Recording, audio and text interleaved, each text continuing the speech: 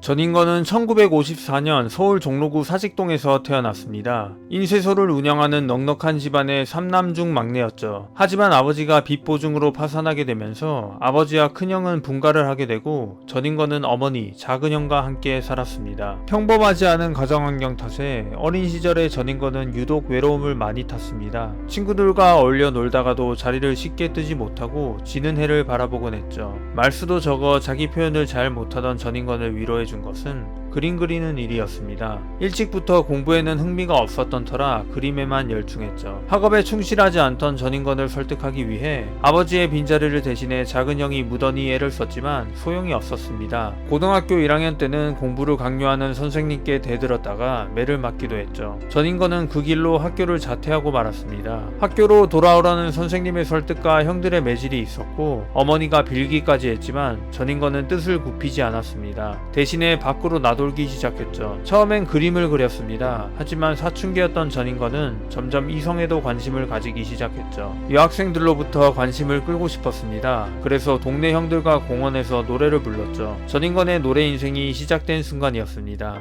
전인권은 어릴 적부터 목청 하나만큼은 타고났었다고 합니다. 초등학교 때 노래 시험을 볼 때면 반 아이들이 전부 놀랄 만큼 큰 목청을 자랑했죠. 그런 전인권의 목소리가 공원에 쩌렁쩌렁하게 울려 퍼지자 금세 사람들의 이목을 사로잡았고 점차 입소문을 타기 시작했습니다. 바라던 바대로 여학생 팬들도 조금 생겼습니다. 전인권은 롤링스톤즈의 믹 제거 스타일로 머리를 기르기도 하고 두꺼운 안경으로 분위기를 내기도 했죠. 그러면서 전인권은 점차 활동 범위를 넓혀갔습니다. 집 근처의 삼천공원에서 시작한 그의 공연은 서울 명동의 음악 카페 쉘브르를 거쳐 전국구로 영역이 넓어졌죠.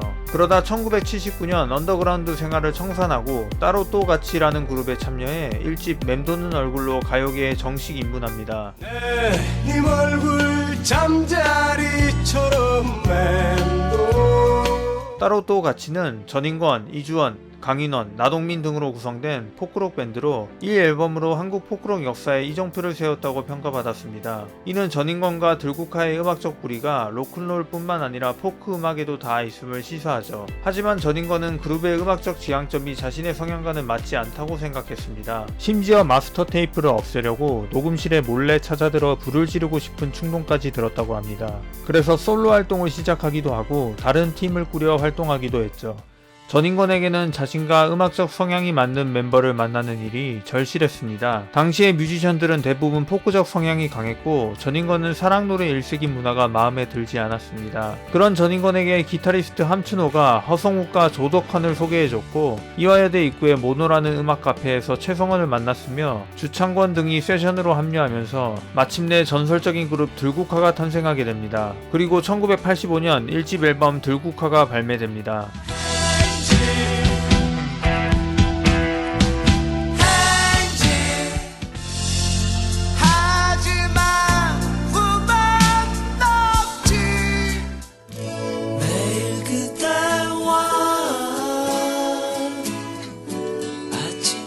이 앨범은 행진, 그것만이 내 세상, 매일 그대와 등 앨범에 실린 9곡 모두가 히트하고 판매량 또한 180만 장에 육박할 정도로 전무후무한 기록을 남겼습니다. 또한 한국 대중음악 100대 명반 1위에 그 이름을 올렸으며 한국 대중음악의 르네상스를 열었다고 평가받습니다. 이처럼 앨범은 소위 말해 레전드를 찍었고 전국 순회 콘서트도 대박을 쳤습니다. 그러나 승승장구는 거기까지였습니다. 이후 들국화의 여정은 그리 순탄치 못했죠. 1집 앨범에서 멤버 구성의 변화가 생긴 후 발표한 2집은 1집과 비교하면 당시엔 그리 좋은 평가를 받지 못했습니다. 게다가 멤버들 간의 음악적 견해 차이로 인한 갈등이 심해졌죠. 특히 들국화의 핵심 인물들인 전인권과 최성원의 의견 차이가 컸습니다. 최성원이 포크 성향의 감수성이 짙은 음악을 추구했다면 전인권은 사랑보다는 삶에 대한 노래를 부르려 한 로커였습니다. 이 둘 이외에도 워낙 개성이 강한 멤버들이 모인 탓에 걸핏하면 써었다 풀기를 반복했다고 하죠. 결국 들국화는 1987년 해산을 선언하고 전국 순회 고별 콘서트를 끝으로 모든 활동을 정리하였습니다.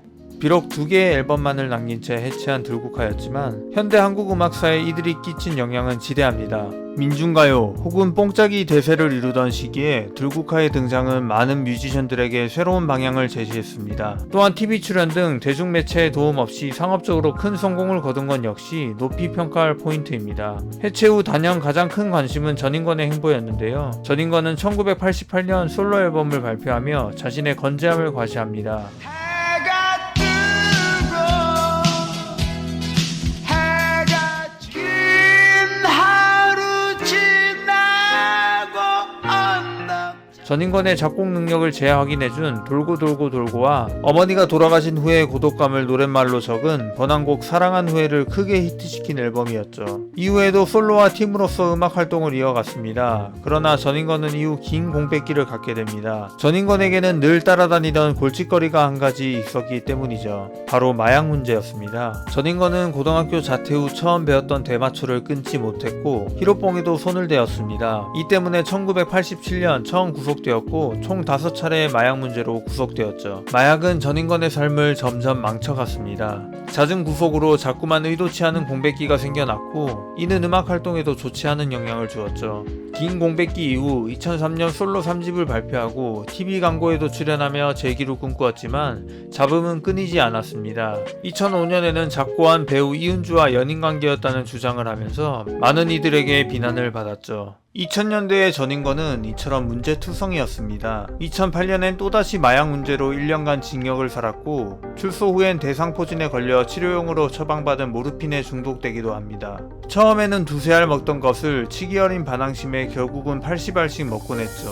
이 시기 전인권은 정신적으로 신체적으로 정말 위태로운 상황이었습니다. 주변 사람들에게는 이제 전인권 죽는다 라는 소문이 돌기 시작했죠. 전인권 자신도 생을 이어가려는 의지가 희미해져 갔습니다. 그러던 어느 날 갑자기 건장한 남자 5명이 집에 나타났습니다. 이들은 전인권을 강제로 차에 태웠습니다. 놀란 전인권이 몸부림을 치자 그제야 병원에서 나온 것이라 말해줬죠. 전인권은 그렇게 위기의 순간 정신병원에 입원하게 됩니다. 전인권을 입원시킨 것은 다름 아닌 그의 전처였습니다. 전인권은 1980년 그의 팬이었던 그녀와 결혼했고 딸과 아들을 낳아 살다가 2002년에 이혼한 상태였죠. 하지만 그의 아내는 이혼 후에도 전인권을 지켜봐 왔습니다. 아이들을 통해 밑반찬을 보내며 전인권을 케어하기도 했죠. 그런 그녀가 전인권이 계속 망가지는 것을 두고 볼 수 없어 조치를 취한 것이었습니다. 요양원 생활도 처음에는 절망적이었습니다. 첫 8개월간은 매일 죽고 싶다는 생각만 했죠. 그런 그에게 아내가 나타났습니다. 전인권은 헤어진 나에게 왜 잘해주냐고 물었고 아내는 내가 전인권 좋아하잖아 라고 답변했습니다. 그 한마디 말이 전인권에게 신앙이 되었고 전인권은 마음을 다잡았습니다. 1년 반의 정신요양원 생활을 마치고 돌아온 전인권은 완전히 다른 사람이 되었습니다. 아내와 아이들을 위해 다시 한번 정상에 서야겠다는 생각을 했죠. 그 이후 마약도 완전히 끊었습니다. 수차례의 구속에도 불구하고 대마초에 대해 우호적인 생각을 밝히곤 했던 전인권이었지만 이 시기를 겪고 난 후 전인권은 대마초에 비판적인 의견을 내비치게 되었죠.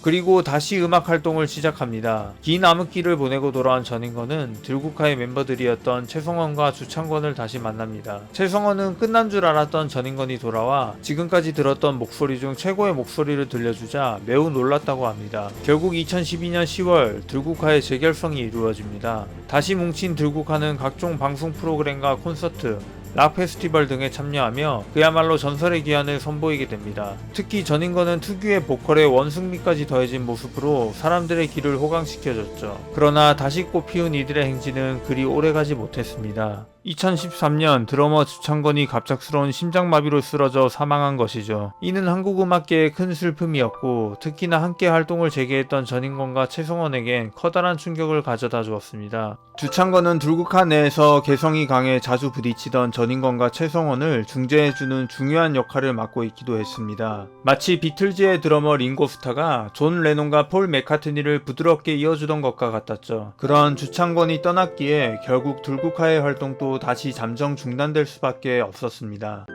그러나 전인권의 다시 불타오른 음악에 대한 열정이 사그라지진 않았습니다. 전인권은 자신의 이름을 내걸어 전인권 밴드를 결성하고 활동하기 시작했죠. 전인권은 밴드의 주축으로 콘서트를 하고 새 앨범을 발매하며 60대의 열정을 보여주었고 또 밴드와 별개로도 방송 출연 등 각종 활동을 이어가고 있습니다. 말썽 많은 한국 락의 대부 전인권. 전인권은 스스로도 자신이 주변 사람들을 참 난처하게 하는 사람이라고 말했습니다. 아마도 이제껏 있어온 논란에 대해 나름의 인정과 반성을 하는 말이겠지요. 중독의 반대말은 관계라는 이야기가 있습니다. 전인권도 한때 마약에 중독되어 삶의 밑바닥을 겪었지만 가족이라는 소중한 관계가 그를 다시 일으켜줬죠. 덕분에 우리는 그의 노래를 아직 들을 수 있게 되었네요. 앞으로도 건강하게 그의 목소리를 들려줄 수 있으면 좋겠습니다. 오늘 또 긴 영상 시청해주셔서 감사합니다. 구독과 좋아요가 큰 힘이 되니 꼭 부탁드리고요. 다음 영상에서 다시 만날게요. 감사합니다.